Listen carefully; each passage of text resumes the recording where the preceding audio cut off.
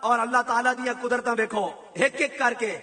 بابا جی نے دعا منگی سی مال روڑ دیتے کہ اللہم احسن مددا وقتلہم بددا لا تبکی منہم احدا. یا اللہ انہاں سارے نو گن لے, انہاں سارے نو گن لے.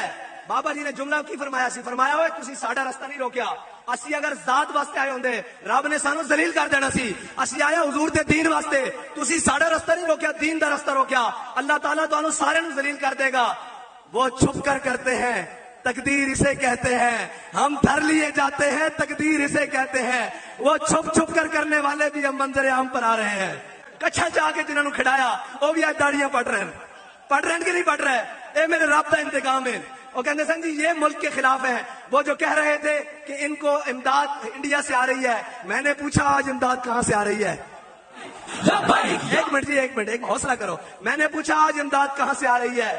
آج باتیں کرنے والے کہاں سے بات کر رہے ہیں؟ ہم تو اس وطن کے وفادار ہیں, آج تک کبھی ایک سپاہی کا نام بھی نہیں لیا, اس لیے کہ ہمیں پتا ہے بابا جی نے کہا یہ ساڈے اپنے بچے نے, اے ساڈے وچوں, اے ساڈے نالن, انہاں نو کدھر غلط کسے نے راہ پڑھایا. اے اسی ملک دے وفادار ہاں. بابا جی نے فرمایا ایک پاکستان دے درخت دے نا خشک لگے ہوئے پتے تو لے کے پارلیمنٹ دے اوتے جڑا کلمہ لکھیا نا, پورے اس ہر چیز جڑی سینٹر چاندی اس سب دے وفادار اور محافظ اسی ہاں. اے سانو کہندے سن جی دہشت گرد, انتہا پسند. آج اقوام متحدہ کو کون خط لکھ رہا ہے اپنے ملک کے مقابلے میں؟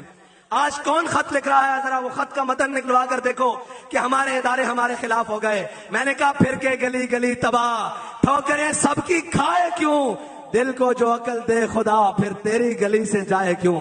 بس اتنا ہی پیغام ہے کہ کبھی بھی نظریاتی آدمی غدار نہیں ہوتا. ہاں, نظریاتی آدمی وہ ہوتا ہے جو اپنے نظریے کے لیے مر جاتا ہے. اور پیغام ملے کہ تمہارے کنٹینر پر 200 شیل پھینکیں گے تو پھر بنی گالا یا پشاور بھاگ نہیں جاتا, پھر وہ قمیضیں اتار کر میدان میں کھڑا رہتا ہے.